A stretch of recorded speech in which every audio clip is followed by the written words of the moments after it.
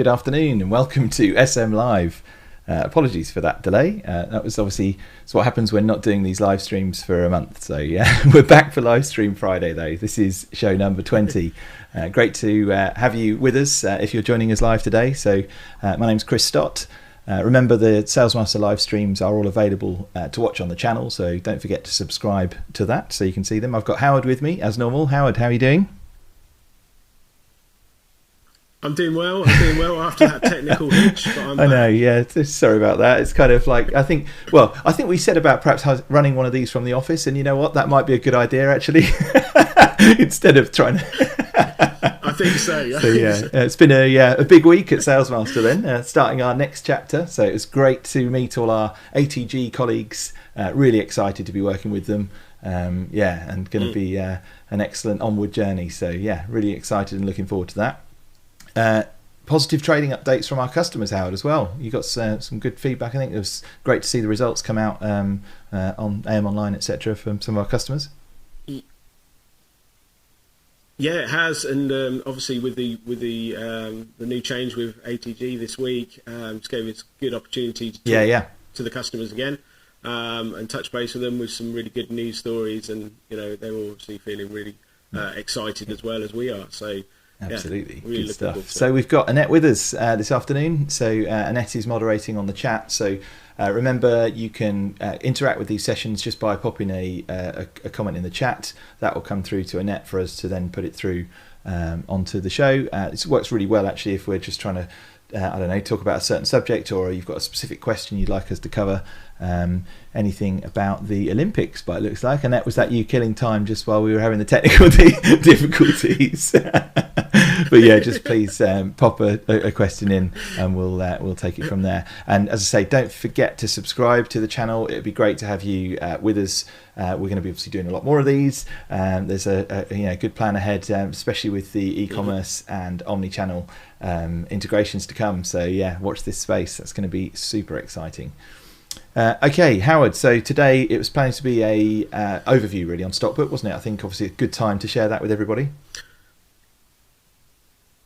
I agree. Really good time to give a full overview of StockBook. Obviously with the change this week. Really good opportunity to do that together on this session. So a really headline overview of the system, and lots of the features and benefits that it offers. Brilliant. So we thought this was a really good opportunity. So if you want to get set up and do your screen sharing, I'll cut back for a second just while you do that. So it's been a very busy week all round, I think, for everybody. So and busy month actually. So as I say, if we've not done one of these since the end of June, so it's good to be back. As I say, more to come in the future. So Howard, right, are you on screen? There we go. I can drop you in. Brilliant. Over to you then, mate. Brilliant, excellent, excellent. Thank you very much, Chris. As we mentioned, we wanted to take this opportunity today to do an overview of the system, which is great to be able to watch live as you are doing so now, or of course watch it back at your own leisure. Really good opportunity just to dive into the system and show you a few features and tricks in the platform. And hopefully. It's worth help mentioning on that actually. On the videos, Annette's been arranging to get the timestamps added to the videos as well. So if you don't catch the live stream when it goes out live, then obviously you can watch that back on the channel, but you don't need to watch through all of it. You can just jump to the certain bits that you're interested in. So whether it's a specific feature or something, a topic that you would like, and that's something that we're also building into the new in-app guided tours, etc., that's in the platform. So so look out for those on the channel. You should now see the timestamp links in there as well. It's a good job she likes watching them then. Watches them live and watches them back. And timestamps them all. So brilliant, right? So I'll go nice and slowly for that purpose then, so she can timestamp them perfectly. I'm just going to log in from the main screen here. So I'm just going to log in as myself, as my own user. Again, I'm going to be logging into a demo environment. So, not so much like the industry at the minute, but there's lots of new cars in here that we're going to be looking at for this example and this demo. So I'm going to sign straight in.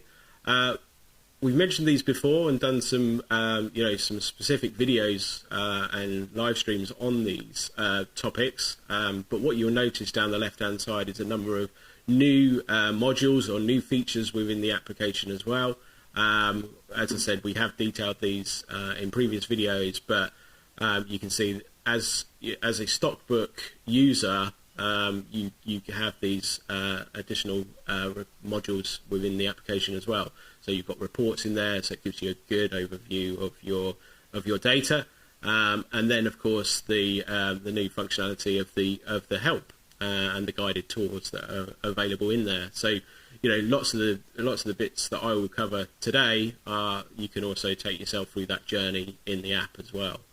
So a real great walkthrough there.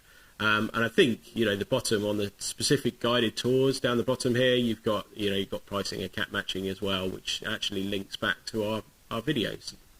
So you can see them. Yeah, this is obviously all part of a continued effort to make these self-serve kind of tools available to you when onboarding onto the platform, and as we obviously scale up, so you use those user resources for that, and obviously the YouTube channel to your advantage to become a SalesMaster master.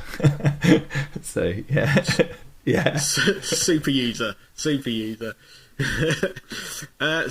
I'm just going to stick in vehicles on this session. So when I log into SalesMaster, it takes me directly into this area, so right into the right application that I want to be in. So absolutely where I need to be. I'm just going to use these three white lines at the top just to open up my full view of the data. So I'm just looking at the list of vehicles that I've got in front of me. So lots of these bits, and people that use the system will understand how SalesMaster operates, but hopefully there's be some tips and tricks that I'll be showing in this session as well. But just fundamentally, what I'll do is if I scroll down the list of stock that I've got permission to see, because it's all based on permission access. So obviously logging in as myself, I get to see lots of variations, lots of different brands, lots of different statuses of the vehicle. So you will notice on the left-hand side that some of these vehicles are sold vehicles, so already tagged or allocated to a customer as well. So if I just scroll back at the top, obviously I've got well over 31,000 vehicles in my view here. So it's going to take me some time to drill down to some specific sets that I'm looking for. So this is where we created the search function, which works exactly the same as Google or Amazon or iTunes or any website that you use in token searches, and just typing in what you're looking for. But what we do, because we're taking data from various different sources, everything is available to search. So everything is indexed, and you're able to find by using the search tokens there as well. So really key to, you can get down to either the site detail, the order number of the vehicle, the reg number of the vehicle, obviously if it's a used vehicle. So we can just keep drilling down into them. I'm probably going to look at a different manufacturer today, actually. So I'm going to select on the Jaguars. As we've mentioned before, we do cover a large proportion of the brands represented in the UK. Yes, 30 brands now. I think everyone over 1% market share. So it's a big coverage. And as you say, Howard, those the searches. I think it's an important point actually to realise you can search for everything, regardless of whether it's showing in the system as well. So things like the options behind the scenes and all those different ID numbers and stuff. It's all available just through the search, whether you've got those columns added or not. Yeah, so exactly as you say, Chris. In this environment, I've only got very few bits of information in front of me. Obviously, very key information. The vehicle description. I've just sorted that ascending and descending there by clicking on it. But you can see I've got vehicle description, the stock type, the vehicle status based on a manufacturer perspective, the model year, and then the days in stock. But there's lots of other key bits of information behind that as well, and as you mentioned there, I can search within them, whether they're visible in this view or not. So if I was looking for all the vehicles that automatic vehicles, for instance, I could just select that, and that will find that information on them straight away for me, like so. So I said I was going to look at a different manufacturer. So I was going to look at the Jaguars. So when I drill down that, you can see that it'll just take me down from that subset of vehicles down to, say, 31,000 plus down to 1,100, and I'm just going to keep drilling down. So I'm just going to have a look at all the I-Pace vehicles, and you can see that's now jumped down to 180. So really slick, really quick.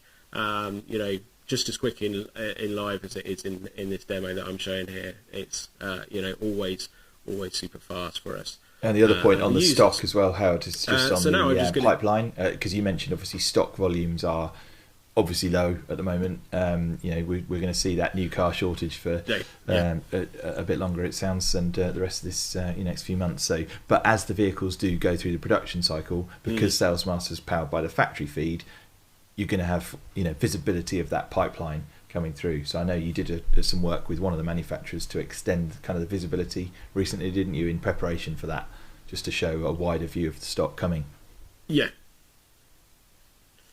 So just picking up, you want to be able to do that, lots of vehicles on back order and so forth, and what's available to put in front of you to see what is coming, what have you ordered, what you're expecting.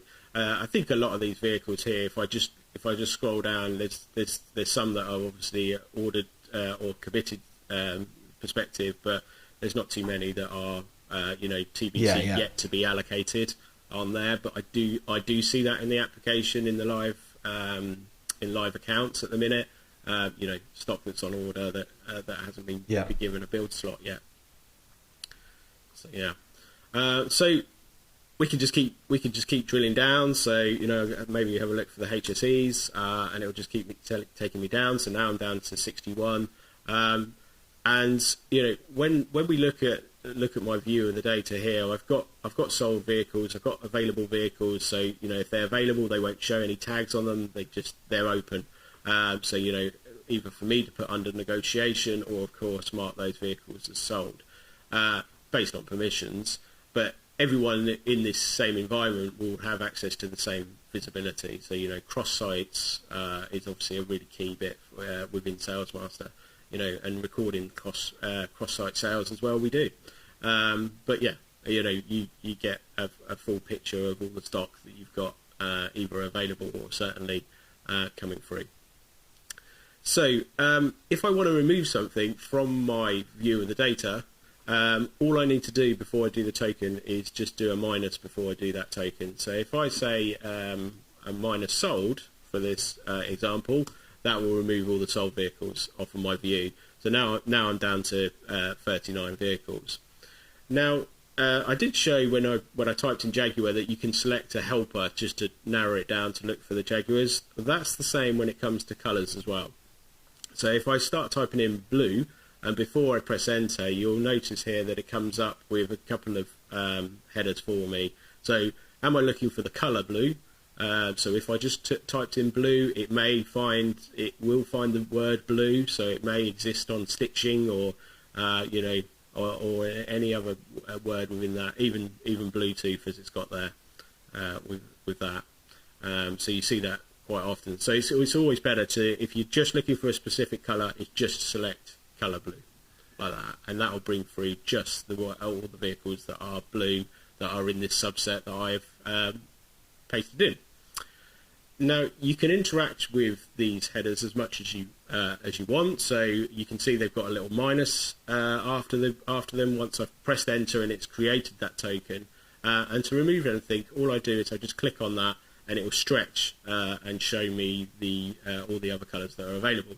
So I can just keep going back. So, you can get down to absolutely zero and have no visibility of any vehicle. So you want to take a token back out so that you can stretch back and see anything else. Now, what I wanted to show there is if I look for a blue vehicle, that does do the same. So it's found all the blue vehicles. But if I look for a secondary colour, so I might want to have a look for something else. So let's go for red. You can see here, and I've now come up with no matches at all on that. And the reason for that is because I've contradicted what I've been looking for. So I've drilled down, I've looked for a blue vehicle, it showed me all the blue ones, then I've typed in red, so it's looking for red inside blue. Okay, so it's come up with nothing there.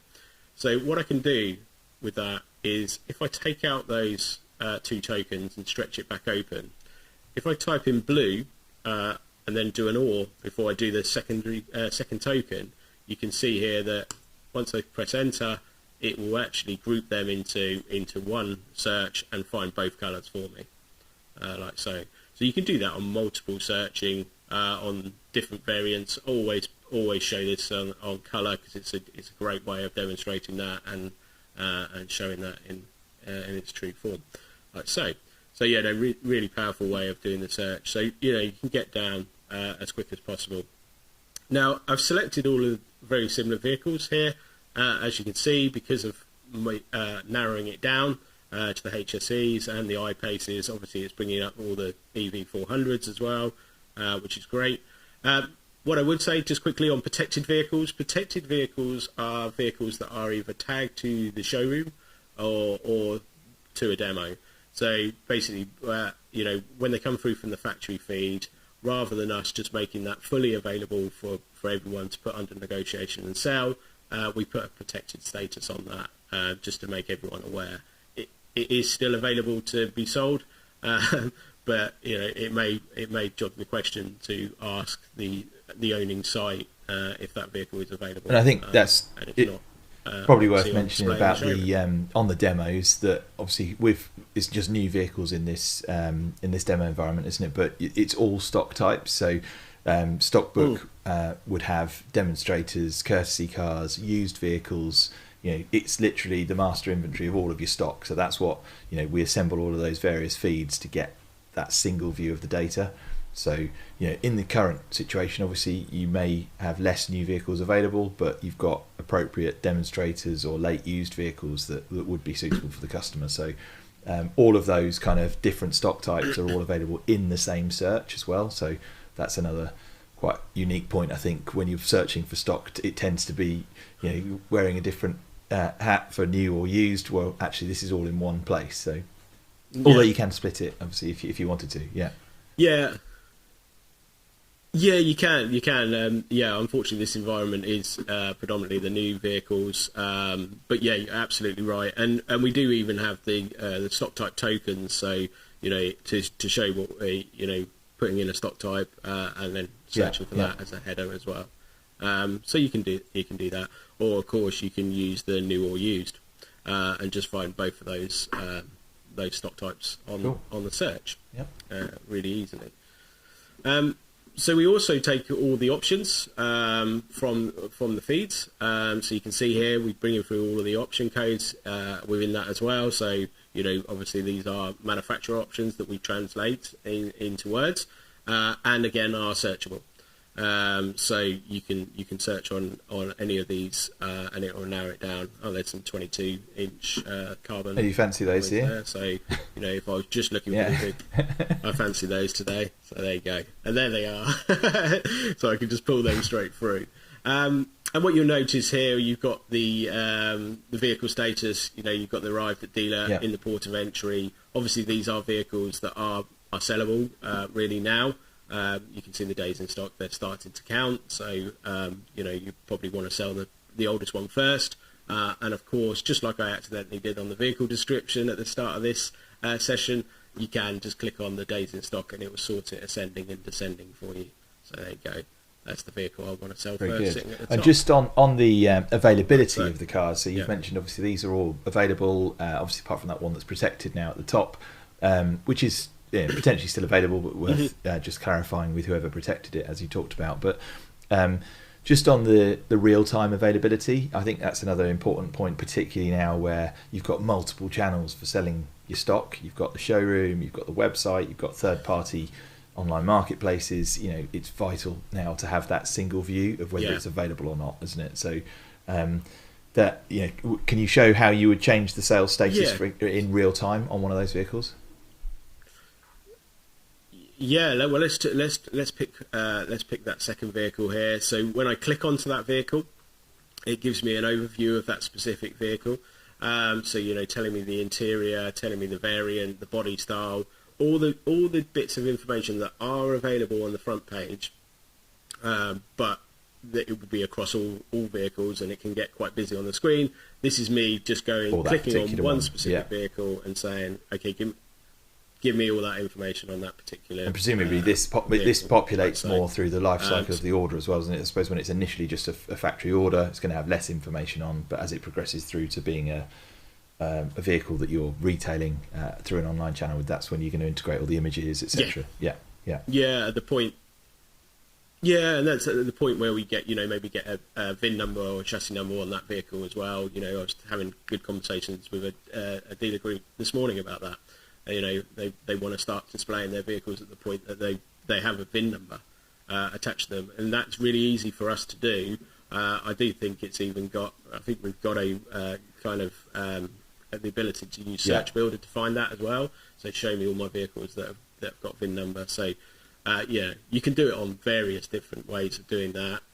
A lot of people use either on site or days in stock is more. Yeah, and we did. I remember you doing a good demo on that. There's a live stream. I think it was a live stream, timestamp live stream, where you've got that more overview on Search Builder. Don't forget that's worth. Subscribe to the channel. All the live streams we've done previously are on there, and as I say now. Annette's arranged for the timestamps to be added. It's much easier to jump to a certain point on that. So subscribe and then go back and have a look through to get yourself up to speed with those more advanced functions. And obviously we'll take care. We'll run some more of those in the future, and just let us know what kind of thing you would like to see covered. I slightly digressed us. We're going to mark the car sold or under negotiation. Exactly. Come on, Howard. She's not going to be able to timestamp that, is she? Sorry, Annette. So you can see here, right at the top, right in the middle, bang smack in the middle, we've got the ability to be able to change the sales status on this vehicle. Again, this is permission led, so as a manager within the business, I have the ability to do all of these changes. So put the vehicle as available, protected, under negotiation, sold or transferred. And what we want to do here, just to reserve the vehicle while I'm got an inquiry or I'm going through the process with a customer, I just want to be able to make sure that I've secured that vehicle for me. So what I'm going to do is I'm going to put that under negotiation like so, and that will back display to everyone that vehicle is now under negotiation. So you can see that under negotiation flag in the view. Now, if you were sharing these vehicles across a SalesMaster platform, the people that are seeing the vehicles would see that vehicle is under negotiation. But of course, if you're showing it out to online channels as well, that could be a flag that is. And this is where we've got some exciting stuff coming around omnichannel and how those sales statuses can join up, because you want that single view, and depending on which source is marking it, particularly when you're thinking about e-commerce versus the showroom. So watch this space for that one. You want to especially with a limited stock. You want to know what's going on with it all the time as well. That real time viewpoint. In the showroom, I can see that vehicle's under negotiation, whether or not I've done it. My colleagues have done it, another site's done it. It's happened on a.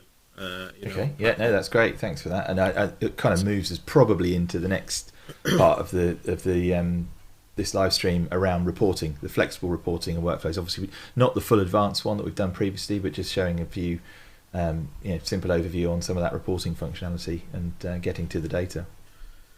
Well, I could if I kind of backstretch now. I'll leave that vehicle under negotiation. That will stay like that for a period of time that's defined by the account, by the configuration. So, most accounts it's a couple of hours. From a retail perspective, a vehicle's gone under negotiation, it will stay locked and with that flag on it for that period of time, and then it will just trip back and become available. So that's useful to know. But if I take everything back out and then again, another little header that we've created, if I start to type in under negotiation, you see it will come up with are you looking, basically helping me as a prompt and a helper to say, are you looking for sales status under negotiation? Yes, I am. So as soon as I do that, you'll see it will just bring that straight through and tell me the one vehicle that we just put under negotiation.